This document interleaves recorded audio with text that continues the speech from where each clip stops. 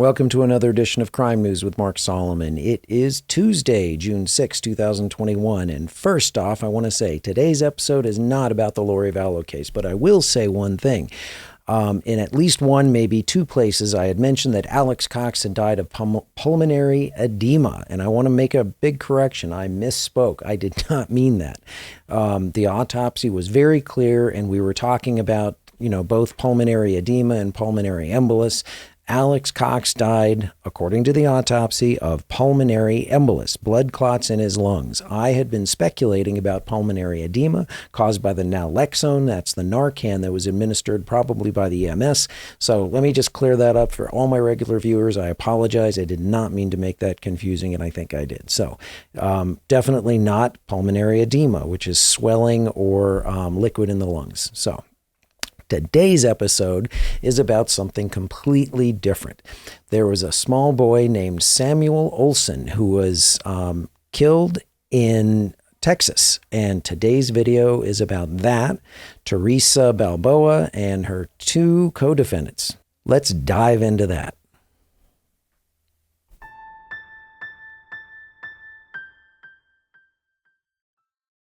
But before we get that, don't forget to like, subscribe, and the little bell next to it to be notified of future videos. If you're enjoying these videos, regular subscribers seem to be really enjoying these. You might be one of them. You might enjoy the next video even more. So let's go ahead and start looking at the I'm going to call it the Theresa Balboa case because that's kind of how it started. I had a viewer who mentioned it to me about a week ago. I looked into it. I've been doing a lot of reading. I've been reading a lot of the web articles. I'm going to show you a bunch of those. Let's go ahead and take a look at those.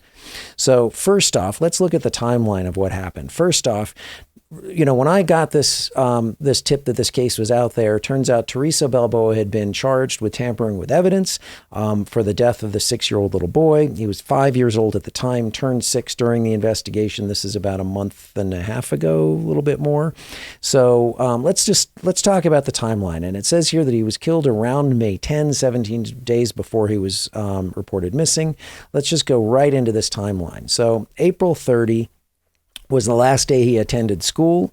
And again, this is the suspect in the case, the defendant. May 10, Benjamin Rivera, remember that name, he's going to get charged later on. He told the detectives that Samuel died around May 10. He said Balboa called him at work and said that he was dead, and Rivera returned to their apartment, saw his bruised body laying on a bed, that he and Balboa had placed the body in a bathtub.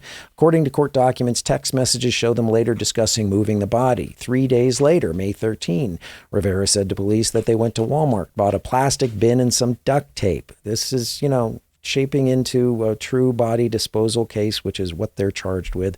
May 22nd, they took the body to a storage unit. The police eventually looked at the surveillance videos of the storage unit. They corroborated that.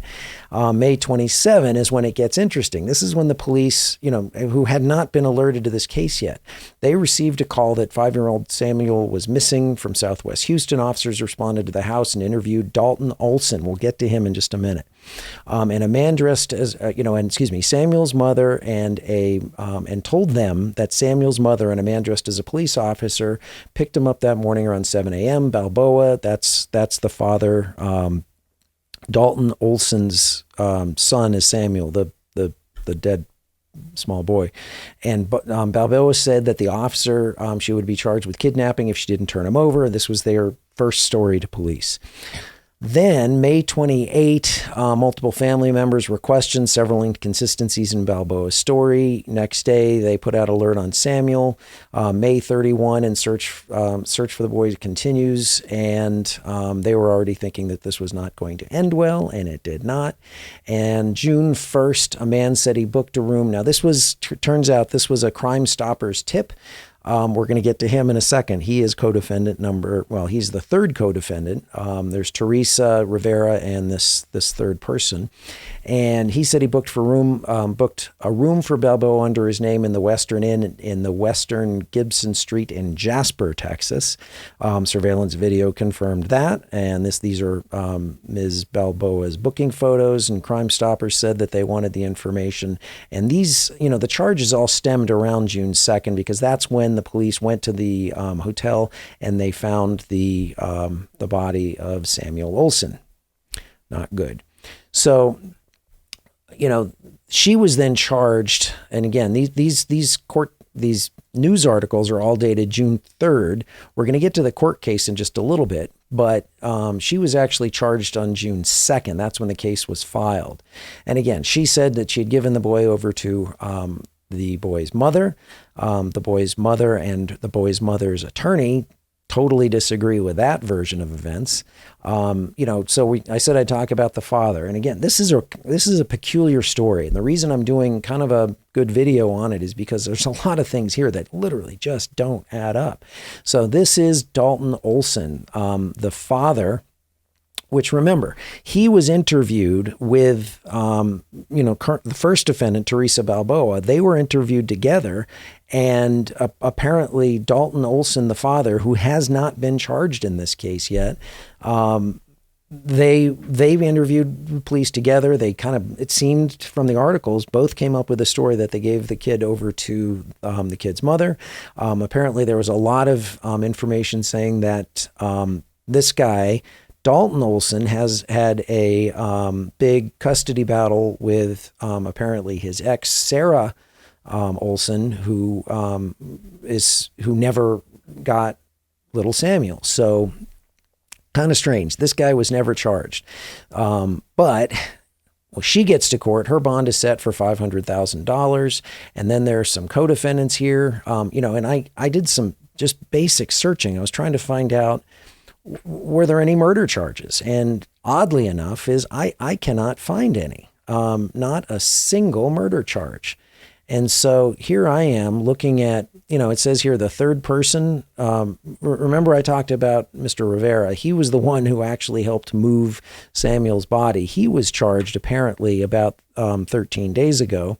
The third person who was charged is this guy right here. Where it says third person, and that's Dylan Walker, 27. He was the person who called into Crime Stoppers, apparently trying to get some money in the information in the case. And apparently the police looked at what he had to tell them and did not believe that he was an innocent person, considering he booked the hotel room where they found the body.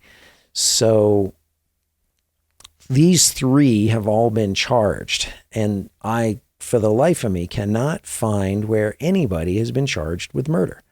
There have been a number of people charged with, those three folks charged with the tampering of evidence, but absolutely nobody charged with murder. So here, let's go ahead and think about that for a second. When we look at the fact that Theresa Balboa was charged with tampering with evidence for moving the dead body, the fact that Rivera called, was said that she called to say she needed help moving this body. They went out and got the materials and moved the body from the residence to a storage unit, and then from a storage unit to a hotel. Rivera was obviously the one who helped move the body in the first place. Dylan Walker was the guy who rented the hotel where they found the body on June 1st or June 2nd, just a month and a half ago, or a little bit more than a month ago.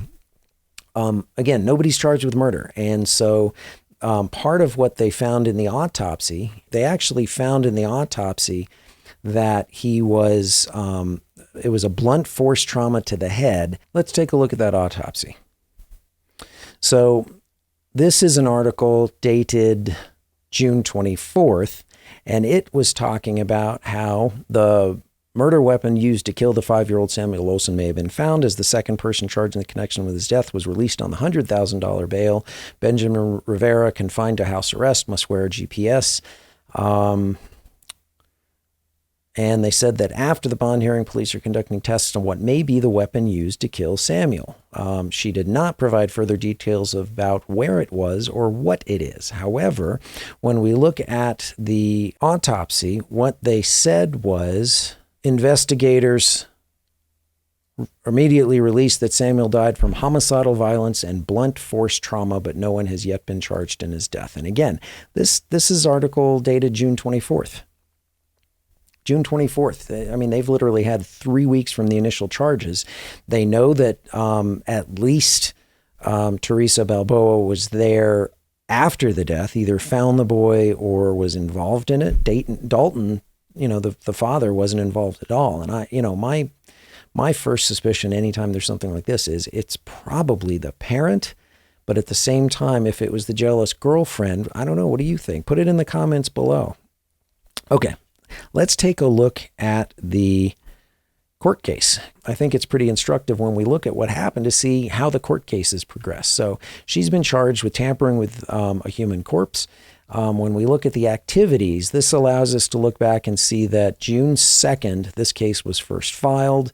Probable cause was found. That just means that the judge looked at the arrest affidavit and found that enough evidence to exist to support the charges that a crime has been committed and that this person could have done it. That's basically it. Right here we have the complainant of crimes. That would be the investigator, probably. And here, this is important. This is the criminal complaint that was filed also on June 2nd. And they're saying this is a level F2 in Texas. Next thing I see is there was an attorney who was either appointed or entered his appearance, and there was a bond. The bond was originally set June 2nd, and that was at $500,000. And that's it. That's basically all I found. The only other thing that we should be aware of here in this case is that the next court setting is right here, July 29, 2021 at 9 a.m., and that is an arraignment. And literally, what is an arraignment again? That's where the judge has to make sure that the defendant knows what they're charged with, maximum penalties, and all their rights. And generally, that's when the court expects the defendant to enter a plea, guilty or not guilty. And sometimes, often, the parties will not want to enter a plea if they have more information or more research to do. So that's the case. That's the Theresa Balboa case, but it's really the Samuel Olson case. That's what needs to be dealt with. And I think I'd be really surprised at this point if somebody was not charged with murder. The real question is it going to be the father's girlfriend? But it's certainly not the mother, Sarah. She and her attorney wanted access to the boy. That was the other thing I just wanted you to understand. I'm going to put a lot of the stuff in the comments below. Excuse me, in the description along with the timeline. But the attorney for the mother. No, I'm sorry. It was June 1st. Sarah Olson's attorney, Marco González, reported to have no contact with Samuel, even though he was trying to get it. And again, they're in the midst of a custody battle. That sounds about right. Could the mother have been involved? I suppose so, but my gut's telling me it's either the father or Theresa. But, I'm just guessing. Those are my thoughts. What do you think? I'd love to know in the comments below. And as everything, if you have any thoughts, comments, or questions about anything, I'd love to hear about it. I appreciate your time watching the video. And if you have any suggestions for a future video, again, let me know. I'm all ears. Thanks again for watching.